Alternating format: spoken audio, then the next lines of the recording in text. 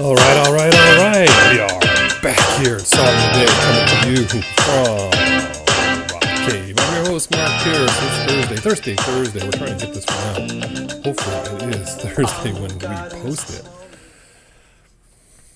Still, we'll see. What do we got going on today? Well, what have you guys been listening to?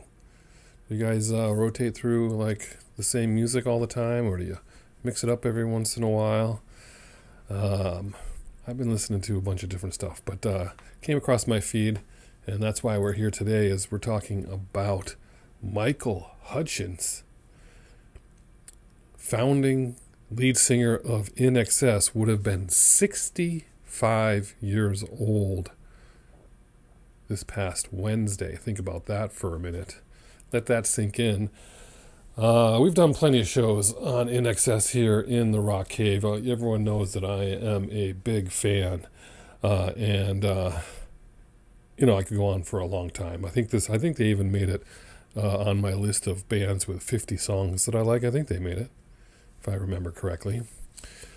But for those of you who haven't been watching all the shows, INXS, founded in 1977, Australia, with the Ferris brothers, three of those guys. Gary Beers on bass, Kirk Pengley on sax and guitar. 20-year career. 10 albums, 75 million records sold, 6 Australian Recording Industry Association awards. And boy, what a band this was. They put out a couple of records with kind of a local success, but nothing major. And then Nile Rodgers approaches them in 1983 to do some work, and they put out the single Original Sin, and then the album The Swing in April of 1984. April of 84 would have been my sophomore year in high school. And I had heard INXS already. I had MTV in 1982, and I had heard The One Thing because of the heavy rotation on MTV, and so I was already a fan. But when this record came out, I don't know how I tracked it down, but I don't know if they were probably playing a couple of these songs on WPLR, which is where you found some of your more fringe kind of rock and roll. And they put out this record, and Original Sin was a worldwide success, by the way. That single was huge everywhere. But this particular record, I remember having the cassette. I remember when I bought the CD. You can picture it in this moment. This record has a lot of great songs on it. Many that could have been singles that weren't. But the Swing, Original Sin, The Swing, Melting in the Sun, I Send a Message, you must know that one. Dancing on the Jetty, Johnson's Aeroplane, the deep cut that I just love so much. Brings up some great memories. Love Is What I Say, and Face the Change and Burn for You. I mean, if they put out a greatest hits record, they're going to have to put out 6 of these on here from this record. That's my opinion, but I just love this record. So good. And they only kept getting better for so many years. October of 85, Listen Like Thieves, their 5th studio, of course, number 1 in Australia, number 11, finally break through in the United States, number 11, on the strength of What You Need, Listen Like Thieves, Kiss the Dirt, Shine Like It Does, This Time, love that song, really, that's like you never hear that song enough these days, you don't hear This Time, Good and Bad Times, but those are, that's a great record. I remember buying that on CD early on when I got a CD player for high school graduation. That was one of my early ones. And then finally, Kick in October of 1987. As we know from previous shows, I saw INXS at UCONN Saturday, October 31st, 1987, 24 songs. Michael Murray, you were there. We did not go out for Halloween. We went to this concert instead. We weren't together, but we went to this show. I don't know. I didn't buy a T-shirt from that show. Were they not good T-shirts? I don't know. I wish I had it.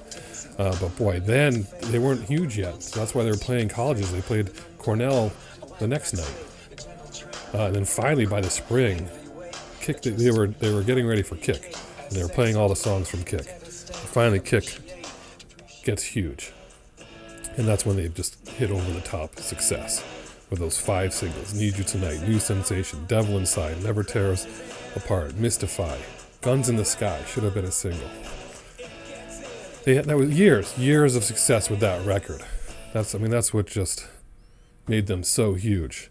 1990, they put out X, Suicide Blonde, Disappear. They did a Wembley concert in 91. That's available on Blu-ray. We watched that. That came out recently in the last few years, and we watched that here during COVID. Amazing. If you do one thing that you haven't done, the one thing you do is you watch INXS at Wembley, Blu-ray. You won't regret it. So good. What an amazing performance. The records were just, they were good, solid records coming out after that. Welcome to Wherever You Are in 92. A little bit different sitar, orchestra, a couple of great songs on there. Not Enough Time and Taste It. Full Moon, Dirty Hearts in 93. Elegantly Wasted in 97. And then tragically, Michael Hutchence takes his life in 1997 at age 37. Think about that. He was 37 years old, and that was 28 years ago. Incredible. What would we have heard from INXS or Michael Hutchence if he was alive in 65 today? Not a lot of bands survived the 80s into the 90s, grunge, and then the 2000s. I mean, who did? It's only U2 is like the only band that won't just seems resilient to all that. But maybe they would have done something interesting. They surely would have done a reunion tour that would have been massive. 100%.